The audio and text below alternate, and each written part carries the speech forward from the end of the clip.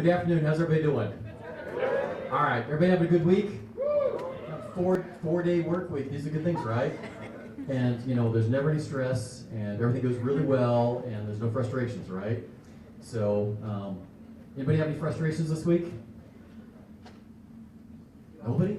Man, my entire, pardon my language, my entire flipping week was frustrating. Not the least of which was I hit every single light trying to get over here, and I had to stop for every single pedestrian crossing the street as I was running late to get here. So, you know, frustration, right? And so this is the time of year to be slowing down, being thankful, reflecting on where we've been, and it seems like the pace just keeps moving all the time, and that frustration starts to build.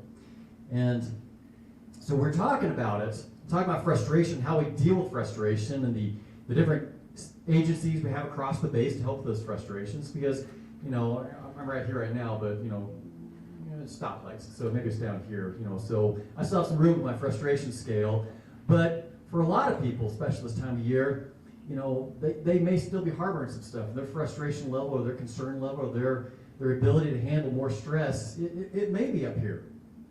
All right? And it could be the person sitting at the table with you. And so one of the things we wanted to do, and special thanks to our guest speakers coming forward today, is they're going to come up here and tell you about some of their frustrations. They're going to tell you about some of the things that they've survived, and they've persevered, and put one foot in front of the other. Because sometimes, first of all, they need to be embraced, right?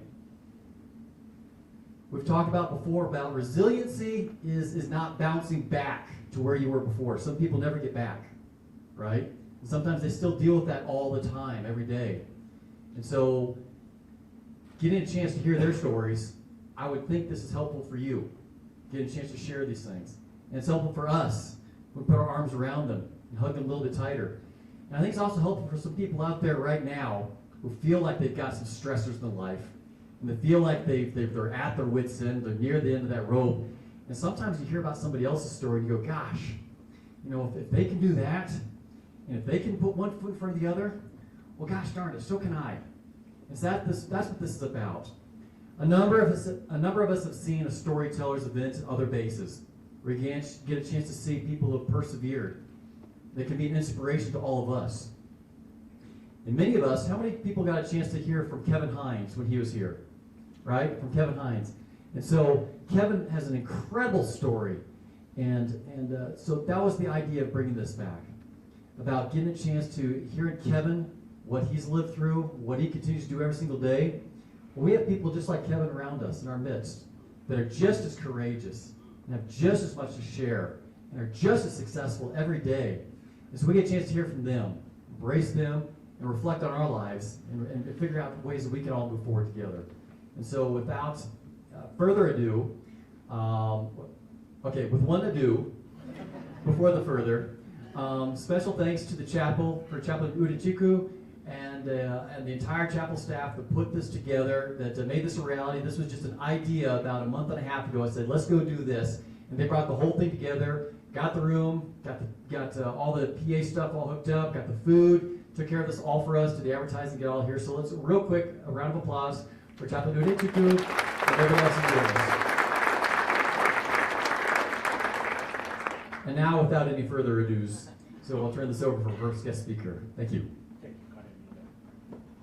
Thank you, Colonel Miller. Now I invite Mrs. Teresa Reinhardt to lead us in the storytelling session. Teresa. Thank you, sir. Good afternoon, and thank you, everyone, for being here. As a 21-year Senior Master Sergeant, he served numerous deployments to combat zones in Iraq and Afghanistan as a counter-IED operator. The deployment stopped, and he came home. His talk is called My Long Walk, From the Battlefront to the Home Front, One EOD Airman's Experience of Trying to Find Normal. Please help me welcome Senior Master Sergeant Rory Stark, 327.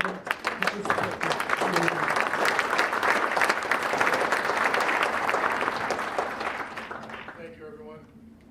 Can you hear me okay? This thing's on? No. We'll do this as well. I'll start with this one. All right, well, I'd like to thank everyone for coming here today and listening to my story. My story I don't feel is unique. My story is, of course, unique to me, but there's many other combat operators, EOD operators, people that have been through, led an interesting life, let's just say, that have very similar stories to this. So I'd like to start off by saying that I do have a few pictures in here of my combat experience. They are PG-13. If anyone feels they might be uncomfortable with this, please feel free to leave. Completely understood. So every good briefing starts with a meme. So I've got mine up there. There's luckily plenty around for EOD. And what I'm going to do is in order to tell my story, actually someone did it for me years ago. This is when I got back from Afghanistan, and public affairs decided to do a story on me. I think this pretty much sums it up pretty well, and at least get us started, and it'll set the stage kind of so you can get to know me a little better. It's always a little nerve-wracking opening yourself up and trying to talk about yourself. I consider myself a fairly humble person, so please bear with me. So this story was done by Jessica Lukowski from Public Affairs. It's called Blast Radius, an EOD Airman's Experience. When alarms blare and service members bunker down from an enemy attack, explosive ordnance disposal technicians are on scene, probing the risky remnants left behind, plunging into harm's way, no matter how tense each situation is. They clear blast zones and disarm potential explosives. After living under concentrated moments of uncertainty for 6 months, EOD Technical Sergeant Rory Stark returned in April from his 5th deployment. On deployment, he successfully dismantled his share of bombs, earning him one of the U.S. military's highest honors, the Bronze Star. In one such compromising situation, Sergeant Stark responded to an Afghan dwelling that was suspected of containing an IED or IED components. After locating the concealed device beneath the structure, he determined it was a pressure plate IED. Making the discovery wasn't easy for the sergeant. Unable to rely on his EOD technologies that protect and assist technicians, Sergeant Stark relied on his training and expertise while under pressure. The only way into the Kalat was through a door barely big enough for me to crawl through, which is actually pretty big. But anyways, so we couldn't send an EOD robot in or wear a bomb suit, said Sergeant Stark. It's a tough call out there. Conducting initial safety measures, the sergeant stripped off his protective equipment and crawled through the hole head first. He disarmed the device, which enabled his teammates to remove it using a rope in their vehicle. You have a lot of responsibility, said Sergeant Stark. It's definitely a difficult job in regards to stress when you show up on scene. You are in charge of everything. When things go wrong, you take blame for it. When things go right, you get the reward. Other people have to turn to the technicians and rely on their expertise to get them through a potentially dangerous situation, added Sergeant Stark. The job is filled with inherent risks, but EOD technicians are well aware of that prior to stepping in harm's way. You have people's lives that require your support, and you try to support them the best way you can. It puts you at risk, and that's the nature of this job. Another example of Sergeant Stark's support and courage shined through the dark morning hours in February when he jumped on board an air insertion mission with an Army Special Forces unit. Sergeant Stark and 2 additional EOD technicians joined the unit to locate insurgents responsible for killing 4 service members in an IED blast. On the ground, Sergeant Stark and his team approached the Kalat that housed the insurgents. Gunfire erupted at the scene. The sergeant took cover and directed his team, shocked by his team's first experience with combat. After the threat subsided, Sergeant Stark helped locate and dispose of a weapons cache. In many cases, as he disarmed explosives and responded to launch sites, many of the components he carefully examined and collected for evidence served as vital intelligence, helping to capture known terrorists. Regardless of the type of mission, camaraderie between teammates is a bond like no other. said Sergeant Stark. "The lives of everyone on the team rest in each individual's hands. It hits home when people you know get killed doing the same kind of work in situations we're doing every day," he added. With Sergeant Stark's latest deployment behind him, the Bronze Star medal he now wears is a reminder not of his deeds, but of the 2 fellow EOD technicians who were killed and a longtime friend and technician seriously injured while deployed. He dedicates this medal to them. So thank you for that. I just wanted to give you kind of a synopsis of some of the things I did, and hopefully you can get a better feeling of what some people go through. Next slide, please. So one of the things I always ask myself is that I consider myself very lucky. The top left picture is a Dragunov sniper round that missed me by inches and hit my door. That's my big thumb there, giving the thumbs up. Second picture over is an IED that detonated underneath me. Fortunately for me, insurgents aren't very good bomb builders, so only the initiators in that device went off, and I had to change my pants. But yeah, so that was close. We had designated security, Army and Iraqi, US Army, Iraqi police. This was our security team's Humvee all the way to the right. They were holding a cordon for us and prevented a 400-pound V-bed from driving into me while I was operating. And unfortunately, we couldn't find very much of them left, but that's what's left of their Humvee. That's one of my teams from one of my deployments in Solder City in 2008. Here you have, next one over is an incoming round. So PA was out there taking pictures of us pulling out rockets when I was at Baghdad in 2004. So I hooked up to this rocket, and just as he took the picture, another rocket landed, and he thought that it hit me because he was looking through his lens, and he saw me disappear. But I was fine. It actually was quite a few feet away from me when it detonated. And then lucky too, Michael Strahan showed up for a USO tour, and he wanted to blow something up, so I took him and blew some landmines up at Bagram Airfield, and it turns out I was supposed to ask permission before I took him to go do that, but he's a really great guy. I think he had a really good time anyways. So this is kind of what I've been dealing with for 5 deployments.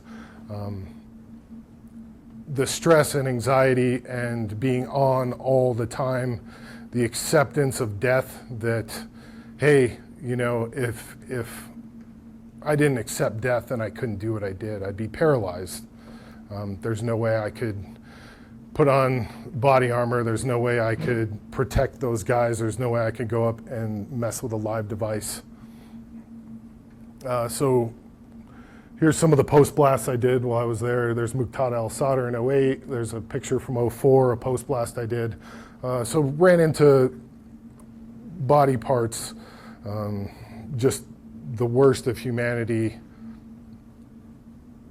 for many days while deployed, over and over, and repeated exposure to all these things.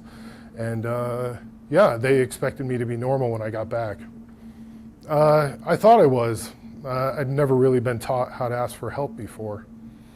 So that's something I had to learn, and it's not something the military really took too seriously up into that point. You'd fill out that checklist when you got back from deployment. Did you see dead bodies? Yes. And they'd be like, oh, you saw dead bodies. Oh, wow, weird. Let me go ask somebody about this. And so that we hadn't really developed. When I got back from deployment in 2010, they were starting full-blown programs for EOD to get us help. Decompression. I left Baghdad in 04 on a plane. 8 hours later, I was back in Mildenhall, England, getting off the plane. And, my wife was there and my kids, and it was kind of crazy. That transition was 8 hours from combat zone to home, and didn't quite make sense. So here you have EFPs, explosively formed penetrators. They were my nemesis in 08. We disarmed hundreds of them. Very sneaky guys, and there's a Humvee up there top left. We didn't have a whole lot that could stop them, unfortunately, at that time. Next, please. So another thing I had to deal with, I got back from Afghanistan in 2010, and I just wanted to decompress. I'd lost some friends, seen a lot of people killed, a lot of people injured, my friends injured, and I hadn't processed any of it. It all went in that closet in your head, and I just kept shoving it in there, shoving it in there, shoving it. I'll deal with it later, you know, hey, this is just what happens for this. But did you die? No, I didn't. I kind of expected to be honest with you, but I didn't. So I came back home, and my wife told me she fell in love with someone else, my former wife, and left. So I had these two beautiful girls up here that all of a sudden I had to take care of on top of just getting home from a combat zone. So I know I'm responsible for them living, but I have a feeling that they're responsible for me living as well. So I found myself in a puddle one day out in front of my flight, and Japan, it rains all the time, and I'd gotten out of my car and almost made it into work, and there was a big puddle like 6 inches deep right in the middle of the parking lot, and I just laid it down in that puddle, and I couldn't tell you why. I just couldn't go any further. So luckily, some of my friends saw me, and they came and got me, and they put a blanket around me and put me inside, and they kind of knew what was going on. They said, all right, we need to get you help. So that was the first time I'd ever really reached out when I just couldn't take that step forward anymore. That crushing anxiety where you can't talk, you can't move, you just stopped. And that's what happened, and I don't know why, and it was rather surprising to me. But that started my treatment to kind of get back to normal. I know I'm one of those people that I'll never be the way I was. It's just not gonna happen. Can't unsee things, you could take stuff out, which I do all the time. I take stuff out of that closet, I look at it, I spin it around, I analyze it, and then I put it neatly back in there, and that kind of keeps everything okay. And sometimes those days are hard. Did some inpatient treatment. Thought it was a good idea. One of my friends got to go to a nice resort in Pueblo, Colorado, and horseback riding and massages and just all this nice stuff. And that place wasn't available, and I said, yeah, I think I need a break. So I did get put in a level 1 facility by accident. So they look at you kind of weird when you're tell your therapist, like, I'm definitely not the crazy one in here. And then it kind of hits that when they look at you and say, well, we get that a lot. So next, please. So I have a family 2.0.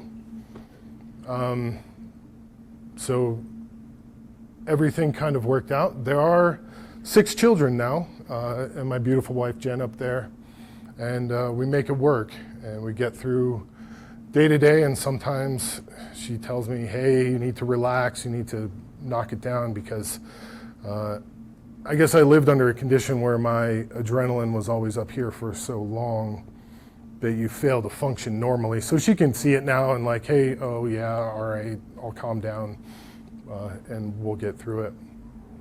So that's kind of my story up to then. This next slide, though, if you could do one more, please. So these are the 20 Air Force EOD guys that died in combat. Many of them are good friends of mine. I've watched many of their children grow up, and they cannot, and that sucks. They were my brothers. I was with many of them side by side for many years. So I can Google this, and this pulls up. You can Google Air Force fall-in. But I have 20 friends of mine, too, that you can't find them on a plaque that did the same job I did, that took their own lives, unfortunately. So I can't Google that, which I'd like to be able to do someday.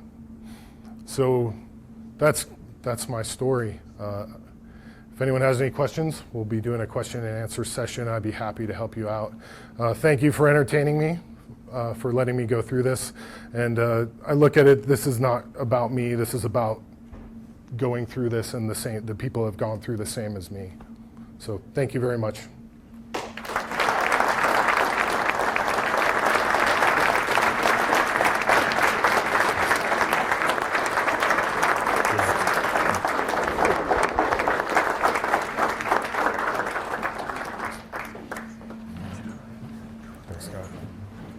I told you your story is amazing, man. Thank you so much. I just want to say what an honor to hear such a powerful story of resilience, and I really want to thank him. I think we all thank him jointly in sharing such an experience and how do you follow that. Just, if you take a look on your tabletops, there are a series of questions. So the intent of storytelling is, of course, you hear these very personal experiences, and then we want you to choose either A or B, and then we'll give you some time to choose the questions that you'd like to discuss amongst yourself and see how you can identify with this experience that we shared, as well as lessons learned, and just kind of generate some ideas for discussion at your table. And we'll give you, how much time do you have? 10 minutes. 10 minutes, 10 to 12 minutes. So